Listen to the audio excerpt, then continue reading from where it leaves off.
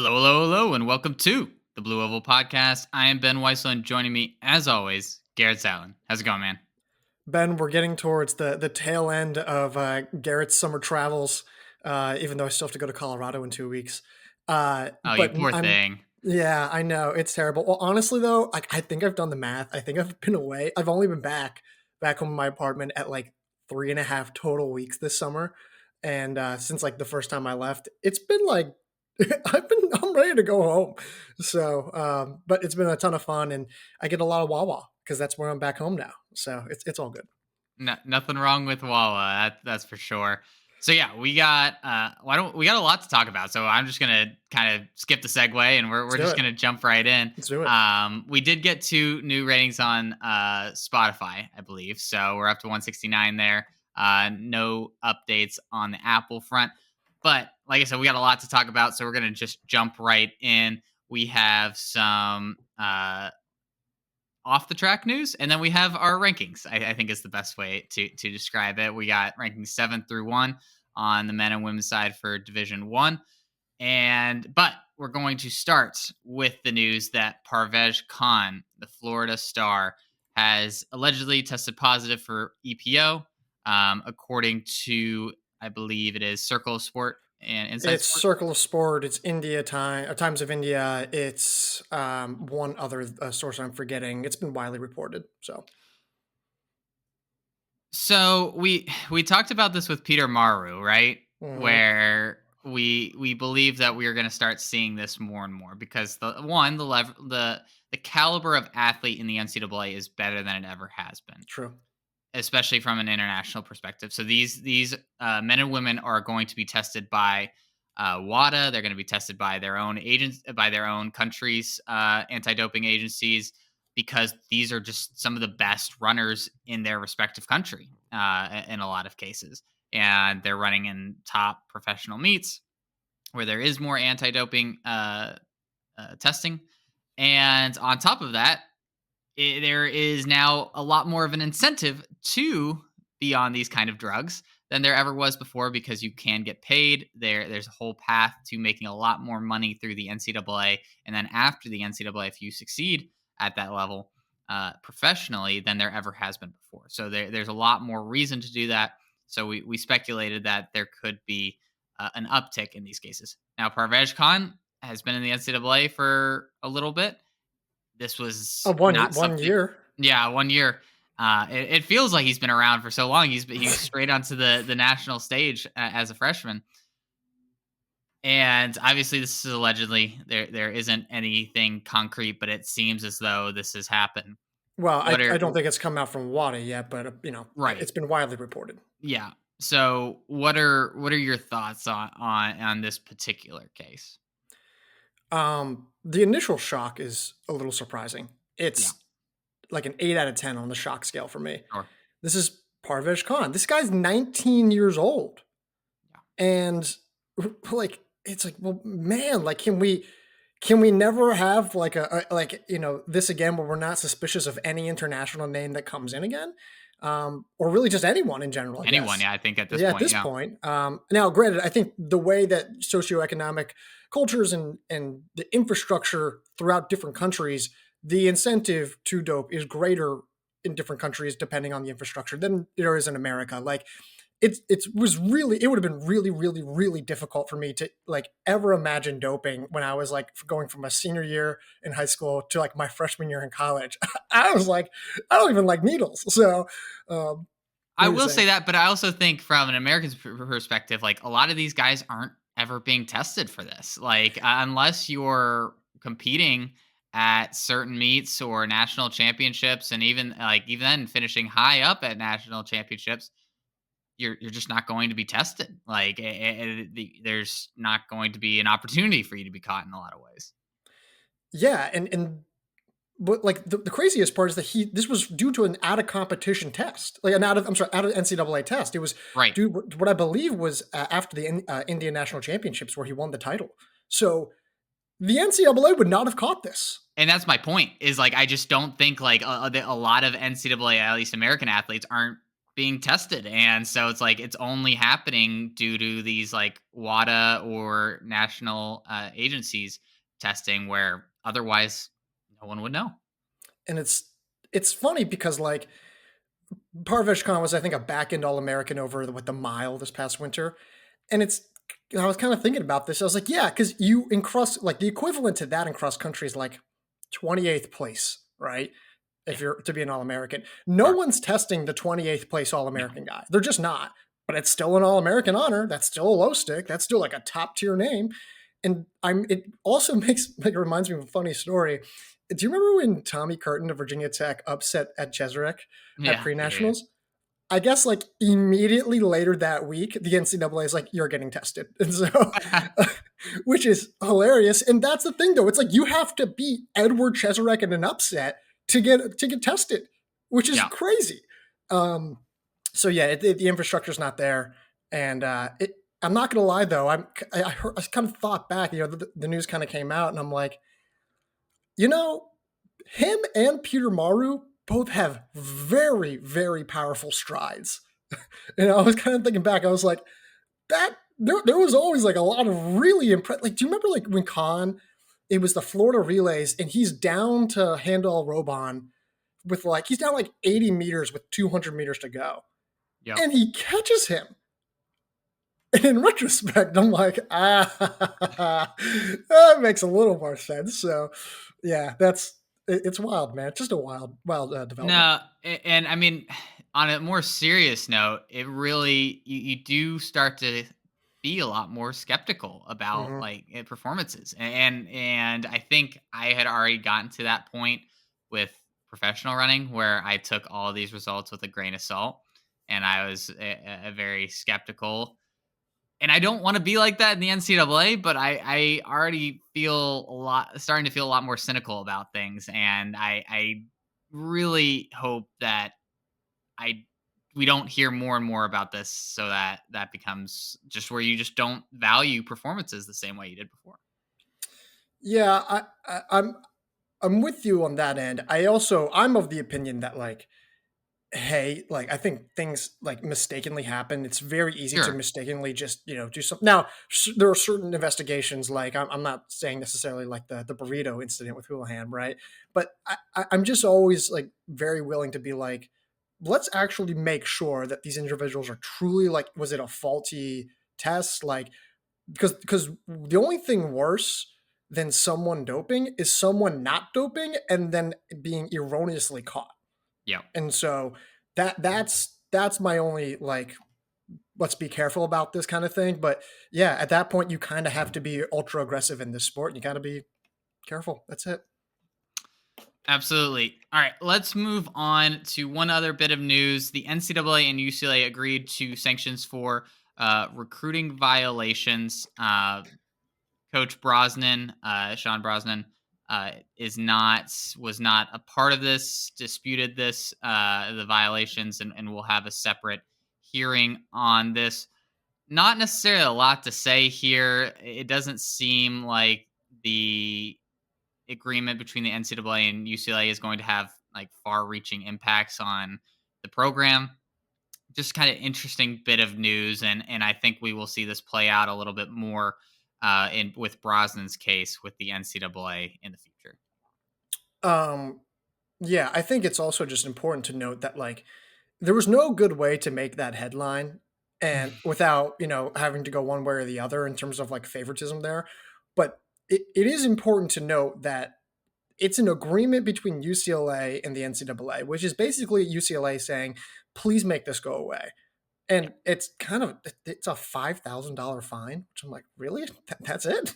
But there hasn't necessarily been any like conviction made. And so that's what I think is eventually going to be in the dispute with Brosnan, that they're going to have, I think, probably later this year or whatever. Um, but yeah, so just an important detail. But other than that, I don't want to beat a dead horse.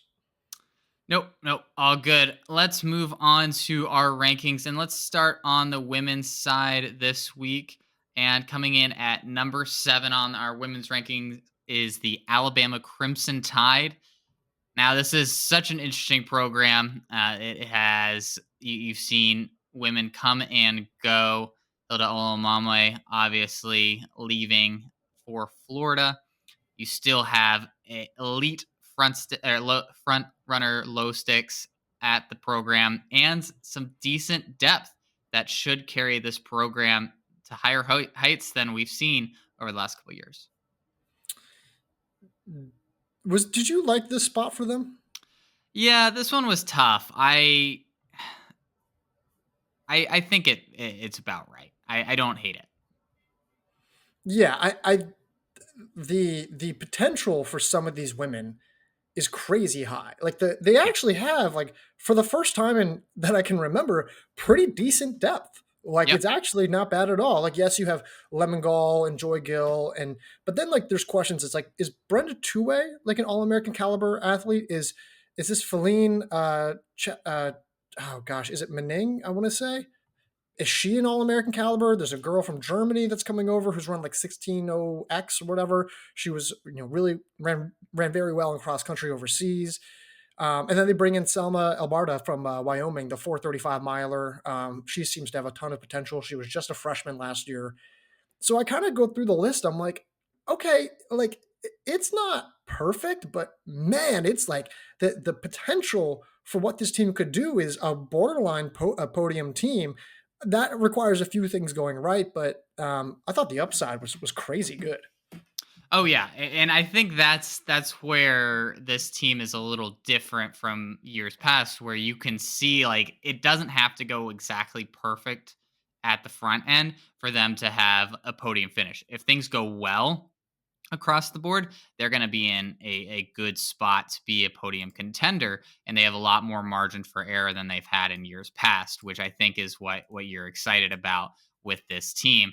I still think though that it's not the same kind of depth when compared to maybe the teams that are in front of Yeah, yeah. I think it's more just kind of the unknown factor, them. Right. and that's, I think, actually that's half the battle for like half of these teams that we're going to talk about today.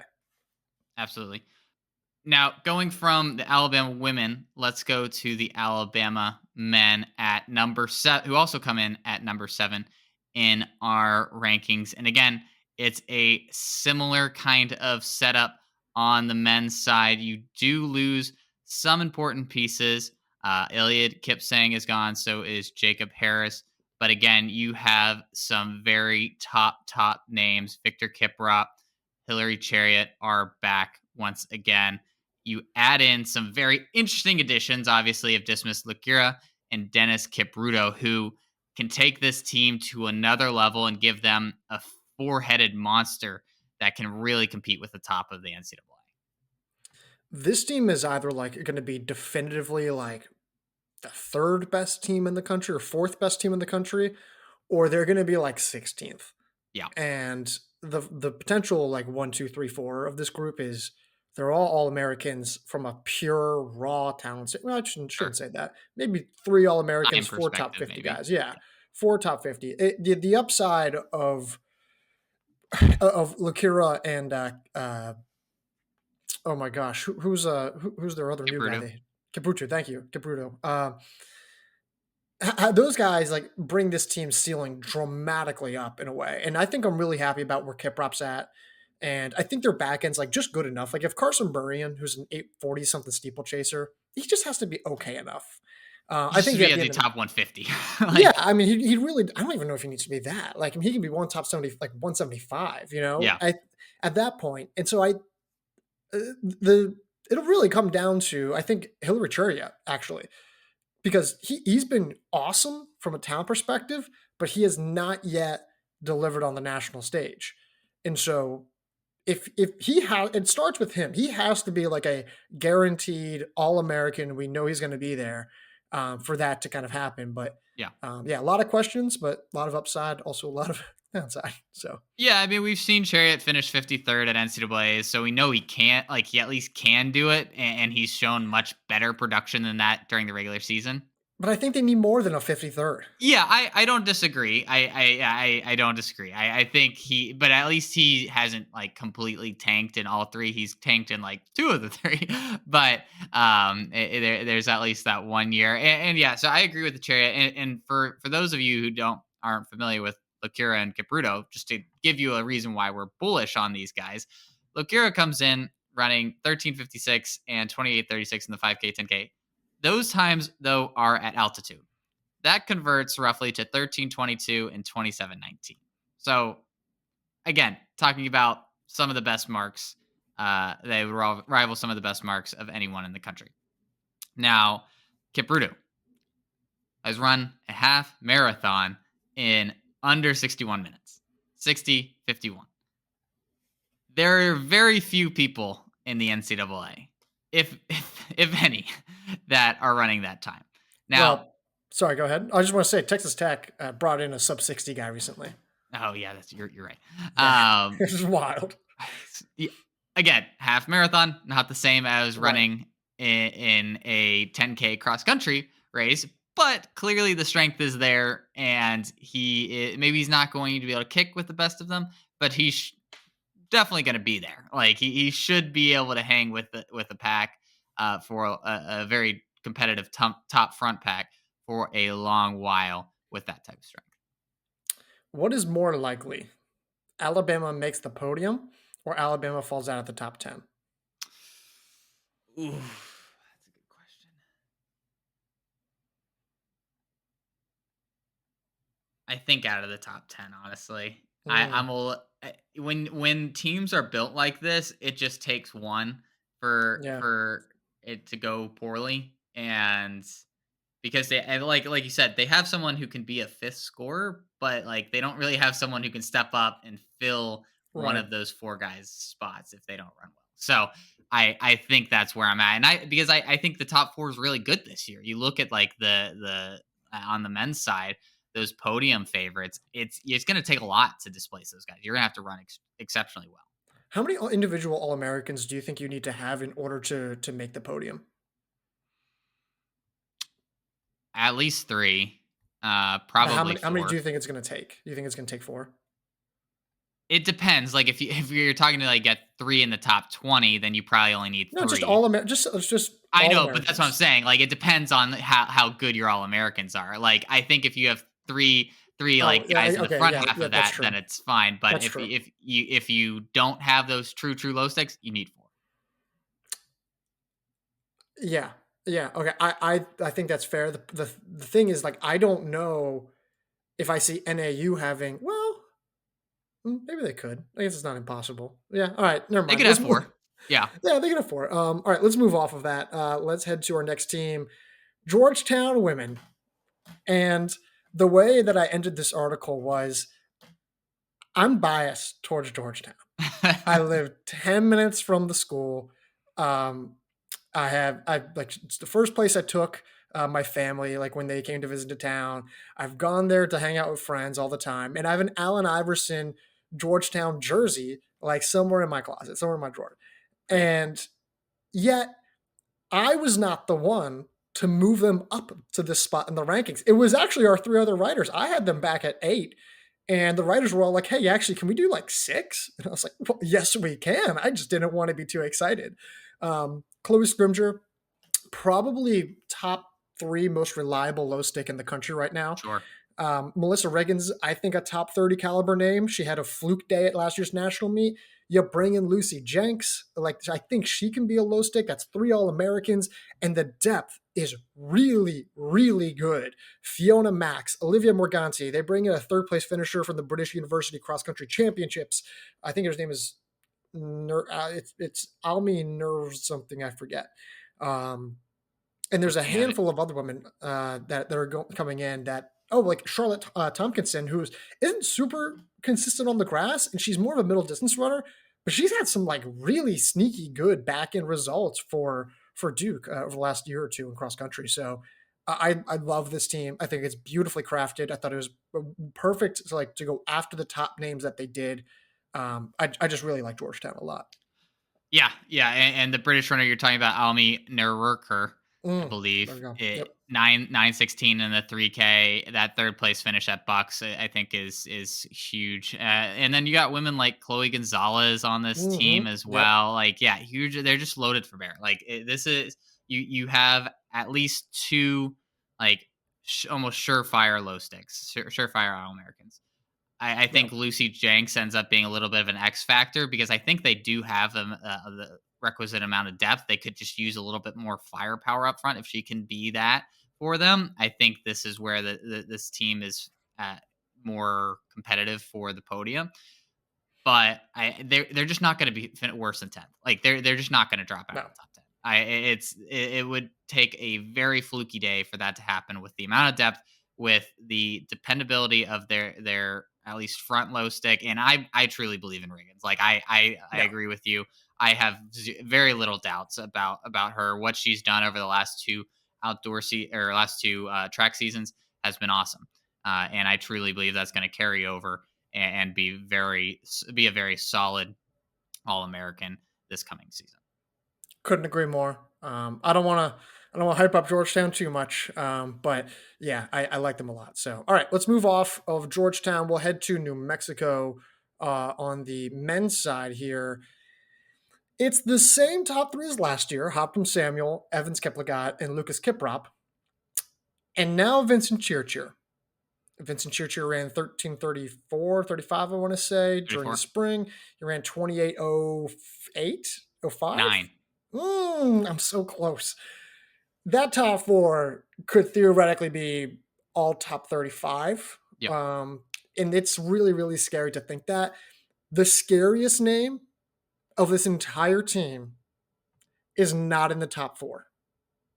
It's Rikus Van Niekerk, the fifth man for last year. Well, I don't know if fifth man, but he was great for CBU last year.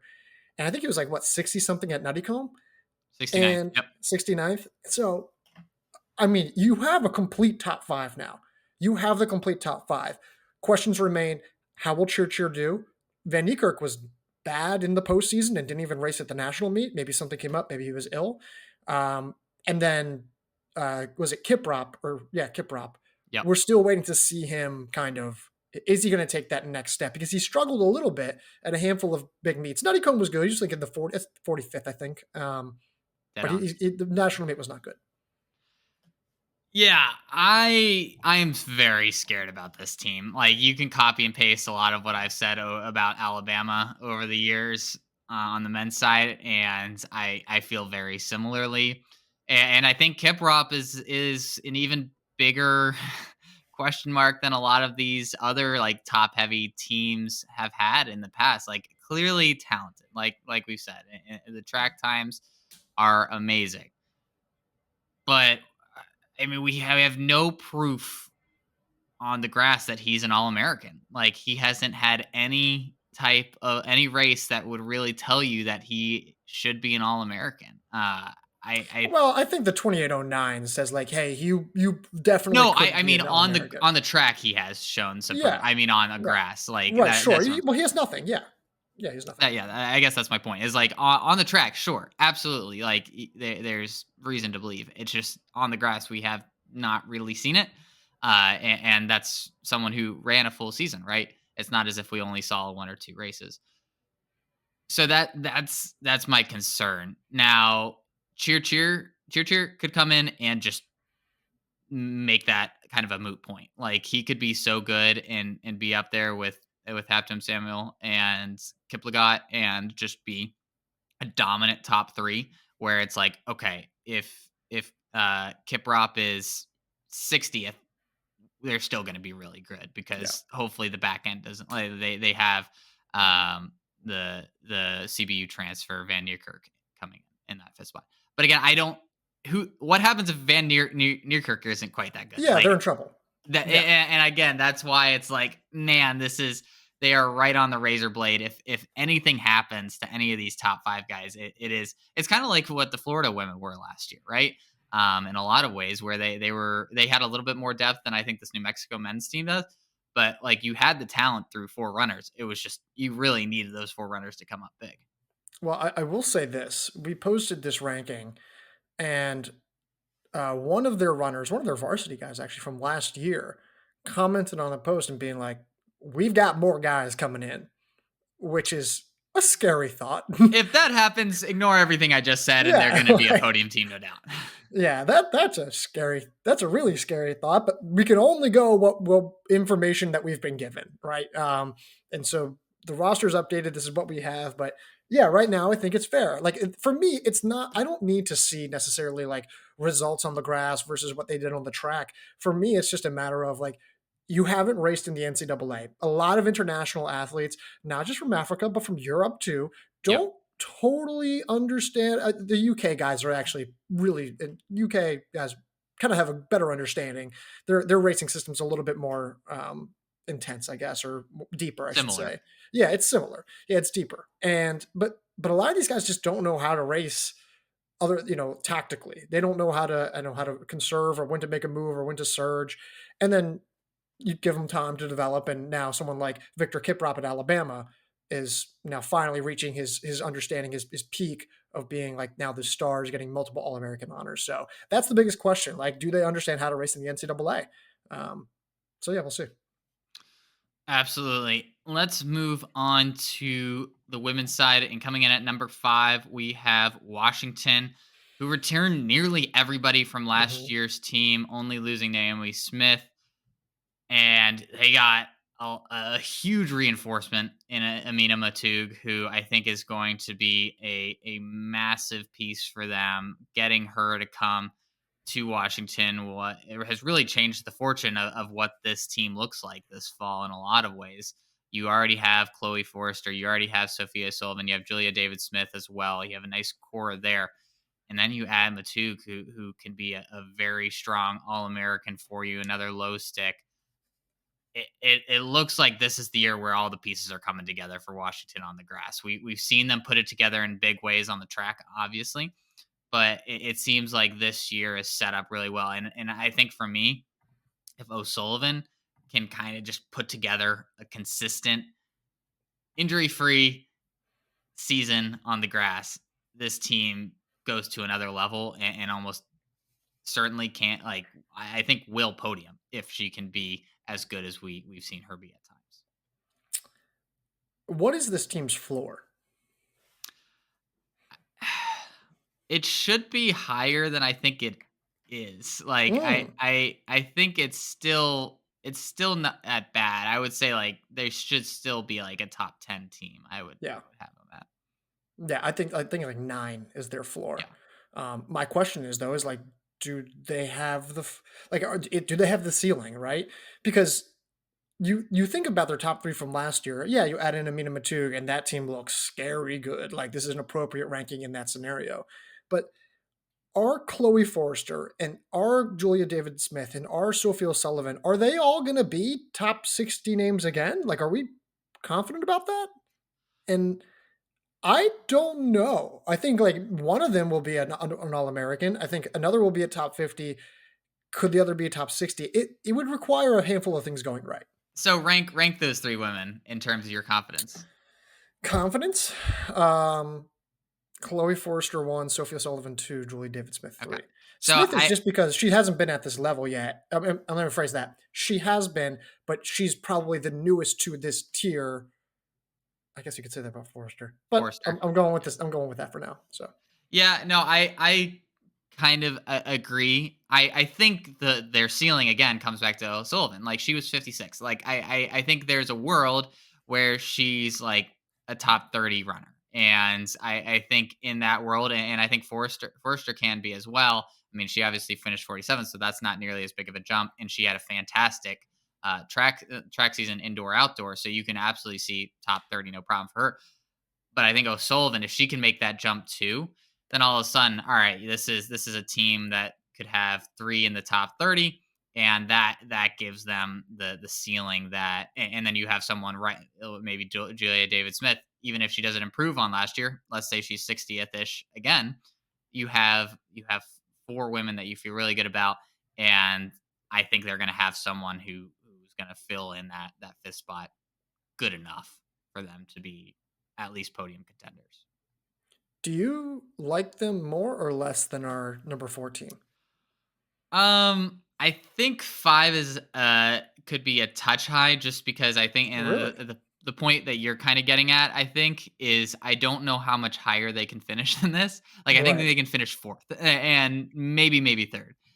And when you're setting at the ranking that close to a team's ceiling, I think that's where I get a little nervous. I don't hate it again because I think I do like this team and I think Matug is a game changer, but you don't see a lot of else on this team where you're like, all right, they're really gonna have a ton of firepower up Well, front. because if you're going past 4, then you're a national title contender. So, like, Right.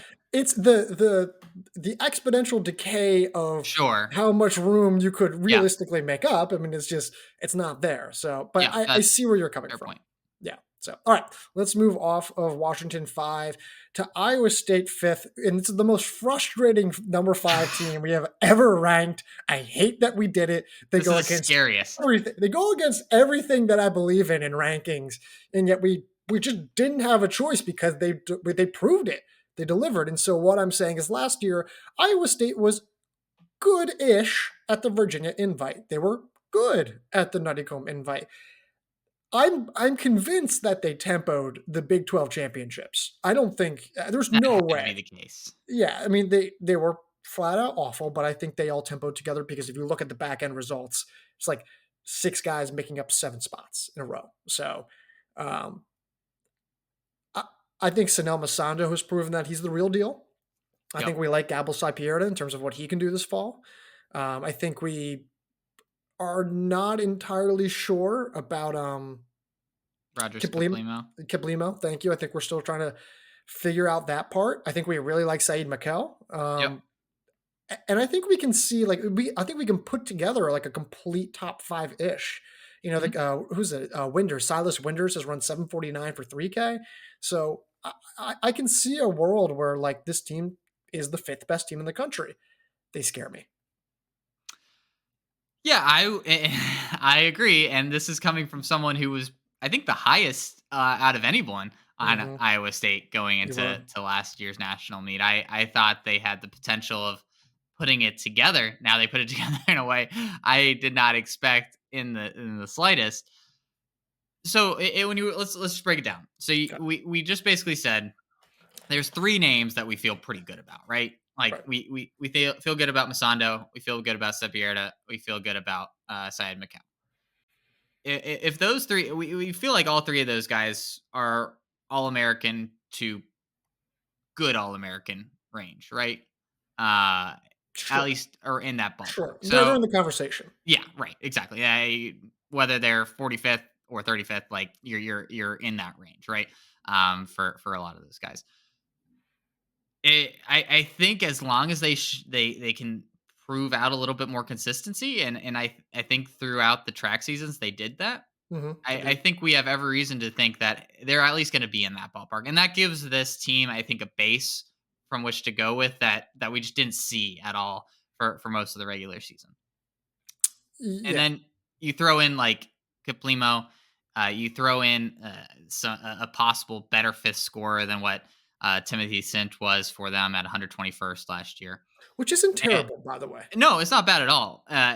And you can see how they can at least replicate this, Yeah, right? Kiplimo's probably the X factor, right? He was 37th. He doesn't necessarily need to be 37th again. If he can be top 60, fair. I think that this team is still looking pretty strong to finish 5th. So when you first look at it, sure, absolutely scary. Like you have every reason to be very skeptical of this team. But when you start to break it down, you're like, all right, well, most of this top 5, we actually feel like that wasn't that much of a fluke, even though it felt like at the time. And then they got some options for a 5th spot, and really, I think it comes down to Complimo. He's going to be their ceiling raiser, or he's going to be why they don't reach that expectation. Yeah, I mean, the big one for me was Sanel Masando. Like, if he was just okay-ish during the track season, I don't think I would be Yeah, nearly as high on this team as we are. I think they'd be like, oh, they're a ninth team or whatever. But yeah, I think Masando made us feel a little bit more comfortable, and kudos to him because I was critical, very very critical, and I think Saeed Mikel can be better, and Gabel Saipierda has proven to be very reliable on the he national can do that. stage. Yeah, Yeah, exactly. so. I can't believe I'm saying this, but I'm like, yeah, I'm talking myself into Iowa State, and they're 5. And I hate that they're 5 because it goes against everything. But I think they're 5. Yeah. Well, welcome to the club, buddy. We'll send Ugh. you some Cyclones t-shirts. Yeah, Thanks, buddy. I agree. I think at when you just first look at it, there's a lot to be hesitant about. But I think the more you think about it, and like as we're talking about this more and more, I can just feel you. I can feel myself gaining a little bit more confidence there. They're absolutely probably gonna play this clip. We can play this clip back in like 6 weeks and feel kind of dumb. But then maybe in 16 weeks, we look very smart. So I just feel like I just hear you going like, "Come to the dark side." Like, yeah. that's it's essentially what I feel like is happening. I'm like, "No, no, I believe in X team." So, all right, let's move off of there. We're gonna move back to the women. Number 4, Notre Dame. Notre Dame women. I was like not super hype about ranking Notre Dame at the same podium spot after not really being that great last year. And Yeah. then again, I kind of talked myself into it. And Rachel Hickey, who was the writer on this one, I assisted as well. But she made a really interesting observation. Fifth in 2021, seventh in 2022, and fourth in 2023. The floor has been seventh, Yeah. which is really impressive. This team peaks beautifully for the postseason. The problem, they lose both Markazich sisters. Excuse me. Olivia being gone, top 5 name last year. Yeah. Andrea was an All American in the back end. The scoring potency, the loss there is brutal. The good news, I think you and I are you especially are much higher on Siona Chisholm. For everyone listening, he just kind of chuckled to himself when I said that. Much higher on Siona Chisholm. We think she's going to be a bit better. And Erin Shazlecki, I think. Yeah. Um, she's been sneaky good. Like she's been a little bit better than I think people realize.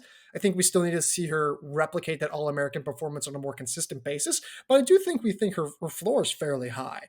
Sure. Sophie Novak, then, great All American year in the steeplechase. That was a positive sign. Grace Shager. Um, she was great as a freshman, very underrated, had a few great results. They brought in a handful of strong freshmen. You can begin to piece together a lot of, admittedly, like a lot of the things like need to go right. But by the end of the article, I was like, okay, I'm kind of, oh, in covert. What am I saying? Yeah, Emily I Covert. was waiting for you to get there. I was wondering if you were gonna Oh, crescendo I there. kind of forgot. Yeah, and then Emily Covert, and that's why I think that's because she mentions it later in the article, and that's kind of why I'm thinking. I'm like, okay, Covert kind of puts the entire piece of the puzzle together. Yeah, and that's what I was gonna mention. It was Covert, and I think their season comes down to two women. Covert, obviously one of them. She has the potential that almost no one else on this roster has. Probably, I don't think anybody on this roster has. I'll say that a Do little you think more. she has more potential than Chisholm? I think so. I Mm, think the 10K, that what was that, 2 years ago, when she was just on yeah. fire during the Mhm. outdoor track season. I Yep. think that proved like, all right, she can be a top 10 name when she's at her very best, very very best. Now I don't think she's going to reach that, but that's the potential she has. And then Chisholm. Chisholm's the number two. Like she's the other person that has a high ceiling. Everyone else like are going to be solid and good enough for this team to be in the podium finish as long as they can have some people step up and be like true low sticks. Shizlicki should be someone like you said, right around that All American range. That's good, but that's not leading a podium team Right. unless you have a bunch of other people right next to her, and they don't. I don't really expect that. Where this team becomes a podium team is they really need Chisholm, they really need Covert, preferably both, but at least one of them to really take a big step forward from where they were last season and be that true low stick. Now, as you mentioned, I have a ton of faith in Chisholm. I believe that she can do that. I'm going to just keep saying that this year is going to be the year, and eventually it will be. Maybe it'll in her eighth year, that'll be the Notre Dame case. is back. Notre Dame Yeah. is back, Ben. But I do think that as long as one of those two women at least step up to the low stick level and the other one's good enough, like in that All American picture, they're going to be able to finish fourth again. Are you more concerned about the front end or the back end?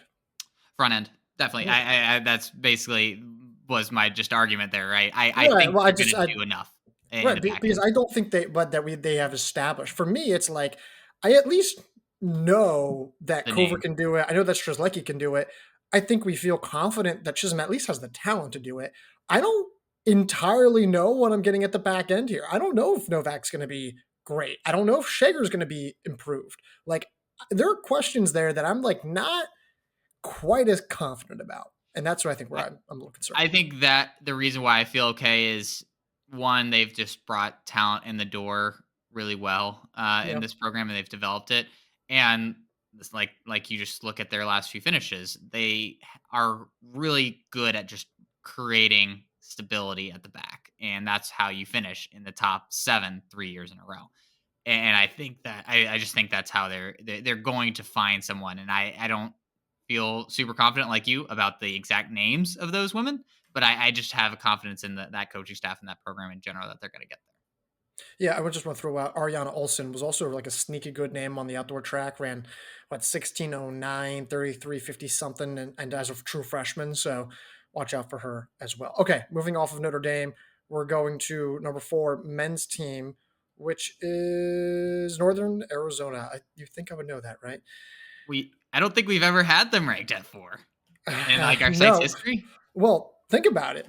TSR started in March. I thought this, I was driving today. I thought this. TSR started in March 2017, right? NAU won the title in 2017. They won in 2018. BYU won in 2019. Then Dude, NAU won pandemic year 2020, which is technically winter 2021. We're going to call it 2020. They won in 2022, and then they're going for the three-peat again, and they missed Oklahoma State, missing out last year. Here's the biggest question that I think everyone wants to know. Can this team realistically win a national title in the fall of 2024? Notice how I'm so making you answer first. so I looking at who they have on pretty much any other program, I would say no. But this is NAU. This is Coach Mike Smith. I'm not going to say that they can't. We've seen crazier things. They were done. We like 2 years ago, right? Like we just I'm not like done as in like they're going to finish poorly, but they were Yep. done as like we did not think they were going to be able to win the national championship. And sure enough, they squeak it out. I am not betting on them to do that. I feel way more comfortable in our top 3 teams than NAU. All that said, they can. Like they just can. Like this program knows how to win. They know how to peak at the right time. They can. They're going to get the most out of their talent. And I truly believe that if anybody else falters, and Oklahoma State's going to have to falter a lot, NAU will be there to pick up the pieces. Okay.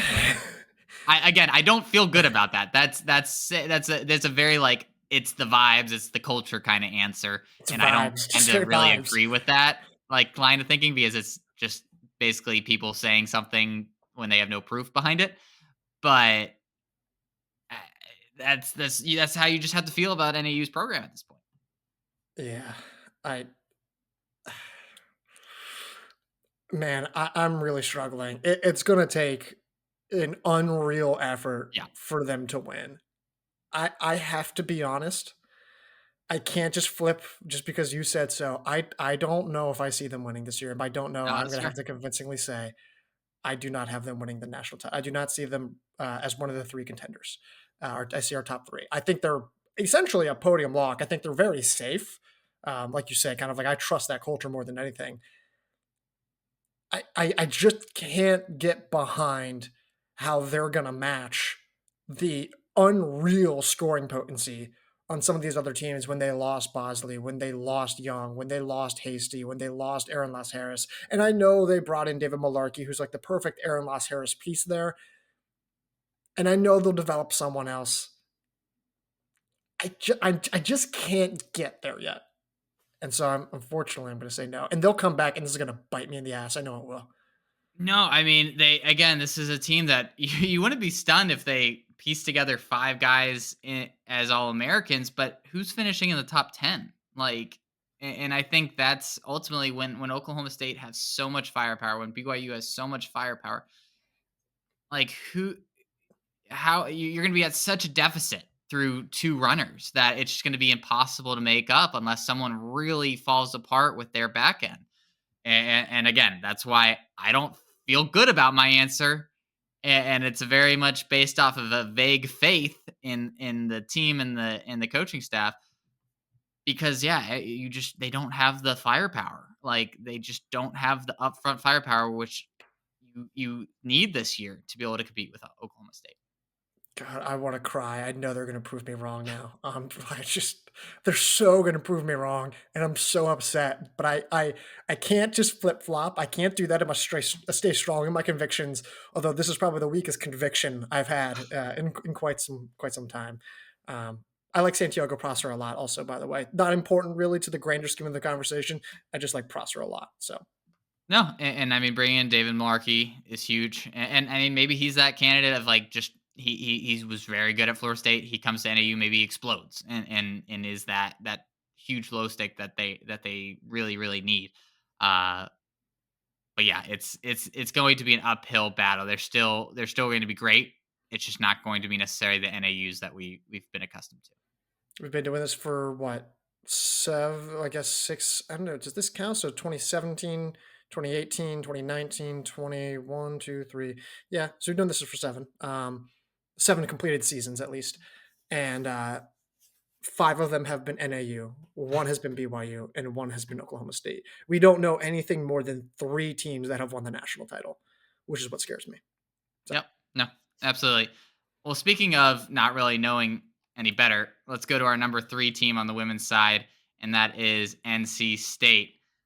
Again, this is a team that knows how to show up at its at the biggest moments, but this is also a team that is losing a ton.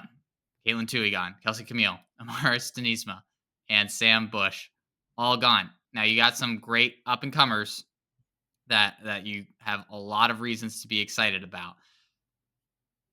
But man, this is a different team, and we just truly don't know what it's going to look like with Grace Hartman and Leah Stevens leading the way compared to Caitlin Tui and Kelsey Camille, two of the biggest stars that we've seen over the last 4 years, leading this team to national championships. What is it going to be like for these young women to be able to try to carry that mantle forward this year? do you have them win it? Can't do you think they can win the national title? Yes. Yeah, I think again, I think if you're ranked in the top 3, you have to feel that way. I think, and it's I don't think that number 1, while is very good, I don't think they're necessarily quite as overwhelming as like Oklahoma State is on the men's side. I would agree with that. I also think that they can win the national title. I think they're at least capable, or Yes, they at least have the maybe if enough things go their way. I still think it's highly unlikely, I agree. but I do think it's at least within the realm of possibility. Yeah, I think people are like forgetting how good Leah Stevens is, and like her not racing this past spring is makes it easy to kind of like forget about her. She was a top 15 runner in the nation at one point. Like she was awesome, outstanding, like really, really, really good. And Grace Hartman, I think after the year she had on the track, I think it's very fair to say that she's a top 20 talent. Um, I think it's the rest. It's obviously the rest of the team, right? Is Hannah Gapes going to step up? Is it going to be gosh, I don't know, Fiona Smith, the D3 superstar who's coming in. Like she's basically the biggest name in all of this, I think. Like if she's a top 20 name, then the idea of NC State winning the national title suddenly takes a significant boost up. And now this is a very different conversation. I'm not quite there with her yet, though. I think she could at least contend for an All American spot, but I don't even feel super confident about that yet.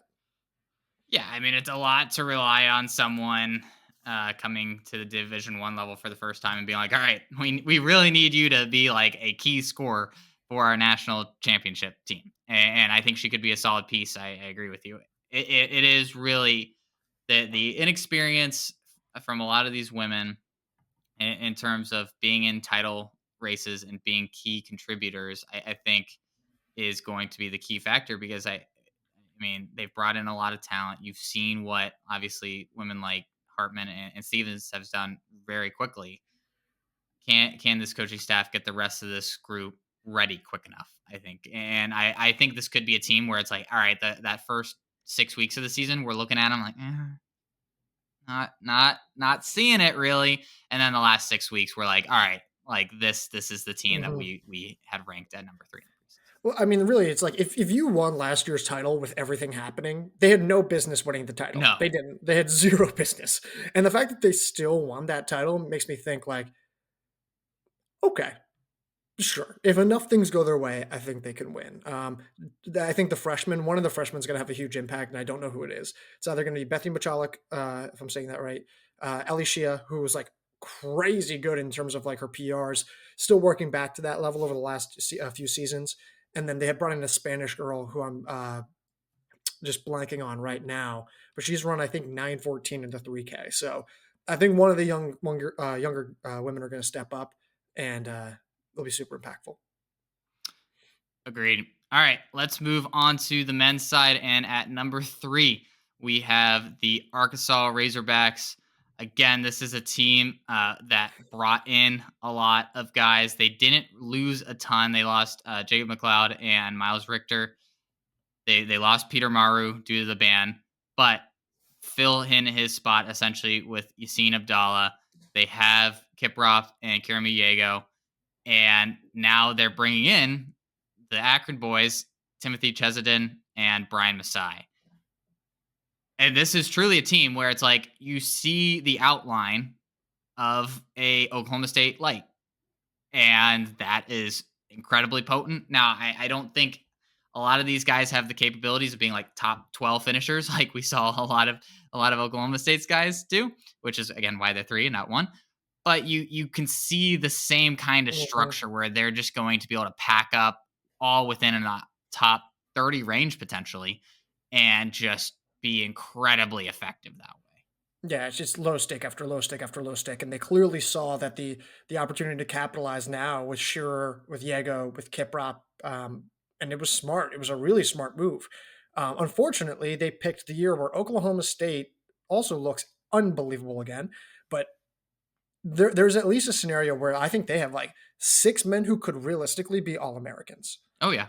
Yeah, it's the Akron guys. It's Sina Dalla, it's Shearer, it's Diego, it's Kiprop. That's 6 guys, and I think that's like 5. I'm like, okay, so what? One guy has an off day. 5 All Americans still, or at least 5 men capable, and that is a really scary thing. The challenge, Masai has not. The cross country credentials are limited to say the least. Abdallah has not been the best on the national stage over the Most last year. consistent, I would say, a little Yeah, uneven. Yeah. yeah, a little uneven on the national stage. He's proven to be a double All American in the past, I believe. Some races are better than others. And I think you have to then ask yourself, like, hey, how realistic is it that Yago and Kiprop replicate their national meet results from last year? Now, in their defense, Shearer will probably be better than he was Yeah. last year. He was like low 40s, I want to say. So I think that's still like where some of the questions come in about like, well, why are they not 1 or 2? I think there's still questions that need to be answered, and that's why they're 3. Yep. Yeah. Again, none of these guys are like, or not all these guys are locks to be top 40, but you can see that they all have the talent. And when you have 6 of those, you have a little bit more of a margin for error than you normally than most programs would ever dream of. How So, many guys are locks? um, ooh, that's a good question. I would say Kiprop, Diego, See, this is where I wanted to get you. You're gonna say share? Sheer is the one that I'm on the fence about. I think I'm gonna go 2 locks, Yeah. and then the rest I don't think are in that Uh, category. I have 2 All American locks. So all right, let's move off of that. We're gonna go to number 2 on the women's side is BYU. Last year's national meet performance was an obvious fluke. You can't tell me otherwise. This team had Aubrey Frentway, who they do lose. I think they also lose a Sadie Sargent. They lose another runner in her. But they bring back Lexi Halliday-Lowry. They bring back Jenna Hutchins. They bring back Riley Chamberlain. They bring back Carmen Alder. They bring in Carmen Riano, the 946 steeplechaser, two-time outdoor national qualifier, individual national qualifier in cross country. They have a ton of really good, younger women. Taylor Lavelle was great in the steeplechase, ninth in the finals at the NCAA Outdoor Championships. Ton of potential, ton of options. They're not short on that. And I think just the big question is like, can that top four put it together on the right day? Can they do it? Yeah, I mean, Lexi Holiday Lowry was unreal Unreal. during her redshirt outdoor season. The times that she put together were insane. 922 in the steeplechase, 1502 in the 5K. Like, she looks legitimately like one of the best runners in the country Yep. based off of those times. And if she can capitalize on that and be that true like low stick, who's top 5, top 10 at NCAA's, then she gives that team a level of potency that they haven't had for a couple of years. Can Jenna Hutchins, can Carmen Alder really take some big steps forward and again give them a little bit more potency at the front of their lineup? I really liked what I saw out of Riley Chamberlain at times over the past track season. Can she move up a little bit further from where she was last fall? I think that's where it's like you need incremental improvement from all these women, and they've shown it throughout the track season. So you believe in it. We just have to actually it actually has to happen, and they have to do it to a pretty high level to be able to compete with their number one ranked team. Who are you most unsure about in the top four? Let's keep it to the top four. I think Hutchins probably. Really? Yeah. Go ahead. I'm with Alder. That's the one I'm most unsure about. Yeah. No. And I don't know. I think Hutchins proved herself on the track. Yeah. This year. Yeah. You're probably right. All right. I'll agree with you. You've convinced me. I think it's Alder. Yeah. And and it's only just because she won pre-nationals.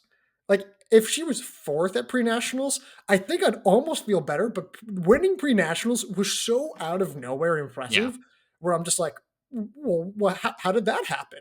And she ran well at Big 12s, obviously struggled at the national meet, just like 90% of BYU's lineup. Right. But like, I think like it's just like abundantly clear that this team is really talented. Last year was a fluke. It won't happen again. That's just kind of my mentality. No, and I think it's just how many women can finish in the top 20. And I think that's probably going to be what determines whether or not they win or not. Because I think they're going to have a good enough depth. I think they're going to be able to have enough All-Americans. It's just how good are those All-Americans will kind of decide whether they're 2 or 1. Yep, I agree. All right, going into the men's side, it's also BYU. Casey Klinger comes back. Davin Thompson, in theory, comes back. He ran 28:31 back in April for 10,000 meters, which is good sign. We'll see what happens. But he was an All-American back in 2022. Cree Thompson comes back. Joey Noakes comes back. That top four is really, really good. Oh, who else am I missing? I'm missing someone else. You got Corrigan. James Corrigan, thank you. And James Corrigan, of course, having the steeplechase season of his life back this summer. He goes to the Olympics. In theory, in a best case scenario, they have 4 top 20 guys. Yep. That's what I was going to say. They have 4 top 20 guys. That gets interesting. What they need in order to beat our number one team, who we won't reveal yet, but what we need in order for them to like beat the number one team is they need those top 4 to be in the top 20. They need Davin Thompson to at least be in the top 30. And then they need to pray that the Oklahoma State's top guy, shocker, they're number 1, falls off. That's what they kind of need. Their 5th man to drop off. Do you think it is Davin Thompson who's going to be the best shot for the fifth guy for them? I would put money on everyone else, the 5th guy to come from everywhere else, but individually, I think he is probably the best chance. Yeah. I think Troutner would probably be number 2 on that. Troutner's list up there in that conversation. I think Lucas Bonds was like sneaky good. I'm not going to lean on Bonds, but there's a few guys in there where I'm like, Yeah, like the Stafford brothers, like those guys are Mhm. sneaky good as well. Who else am I missing here? Wyatt Wyatt Houghton, Houghton. freshman, Yep. Isaac Hendengren. So yeah, there are some dudes on this lineup that could absolutely step in there. Yeah. Yeah, I mean, this is going to be so fun to watch. Like a fully loaded BYU team like this, it's just it's fun to they're fun to watch. Like it's all the things what we said about NAU to a little bit of a lesser level. Like they've just been so good for this entire time, basically that we've been writing and podcasting. And to see, I'm super high on Casey Klinger this year. I think he's going to be like way better than I think a lot of people are expecting. Like Okay.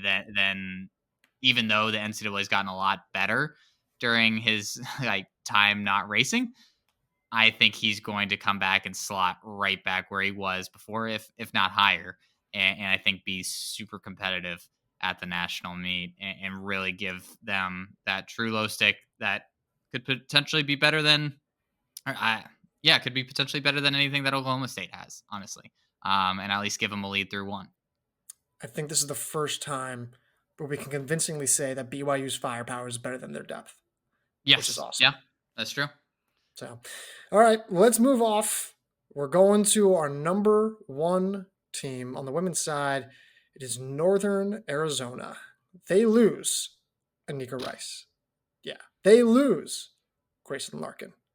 They lose May. Actually, they do keep Maisie Grice, but they lose Ruby Smee. Ruby Smee is not returning either. She was a back end contributor, but a very good one. Elise Stearns is back, which is Mhm. awesome, huge. She'll be even better than she was at last year's national meet. They bring in Allison Churchill, who ran 15:17, by the way, for 5,000 meters back earlier this summer. Huge. She'll be another great top 20 low stick. Carrie Balaga comes in from Colorado, quietly awesome. Like last Very good. fall, her Yep. worst race was 82nd at the national meet as a freshman. Worst race, which is awesome. She was even great in the steeplechase, 9:42 Yep. PR, All American. They bring in Alex Carlson, a 56 3K girl, more of a track runner. We'll see what happens on the grass. And then it's the depth. Ali Upshaw, her ceiling is crazy good. Kira Moore, same thing. Her regular season, I think she's the single most underrated cross country runner in the nation, and I don't think it's close.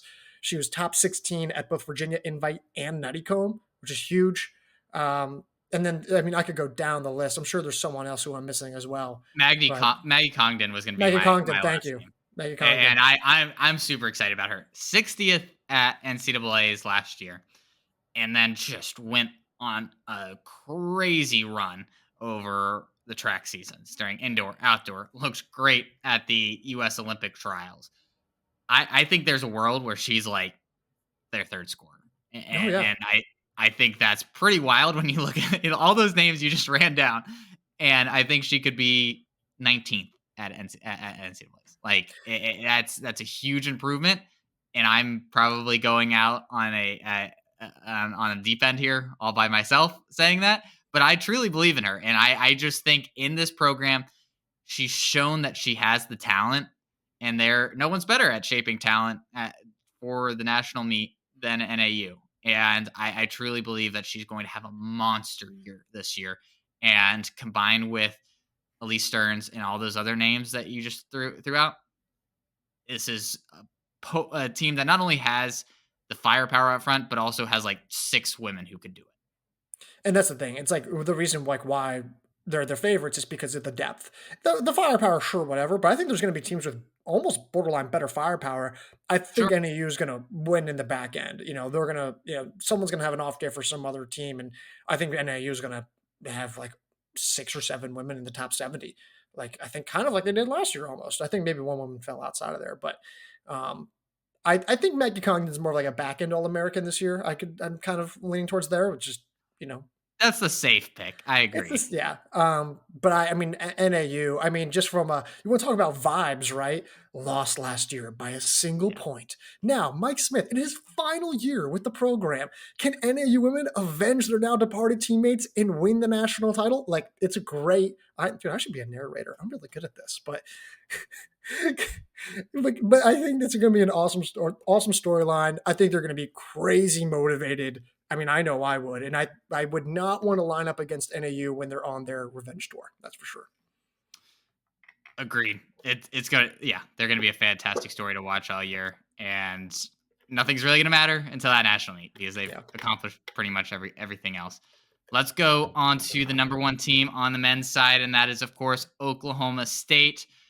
Just putting together one of the greatest NCAA performances that we've ever seen, scoring 49 points, having 5 men within the top 15. It's just stunning to watch. We could not believe what we were seeing while we were watching it. Nope. They bring back everybody in that top 5 besides Alex Mayer, who was their number 5 guy. They have Dennis Kipnigenich, who was 4th, Brian Masau, who was 8th, Fawad Masaudi, who was 10th, and Victor Shitsama. Is he back? Shitsama is back, yes. Okay. He's back after finishing 12th. Then you have Adisa Guadia, who was 50th in his first season with Oklahoma State. You have Will Muirhead, who was their 7th guy in 85th. This team is loaded. It really, if they just run, what do we want to say, B+ races, it's hard to see anybody touching them. Like, they just have to be good. Like, they don't have to be great, and they will win another championship. I think if they're like only 90% of what they were last year, I think that slightly opens the door for BYU. That's fair. Yeah. So maybe A-. They got to be an A-. Yeah, I think if they're an A-, if they're a B+, I think BYU suddenly becomes a much more interesting team. But I mean, because like, let's just be honest, 5 in the top 15, 4 in the top 12. Is that really happening again?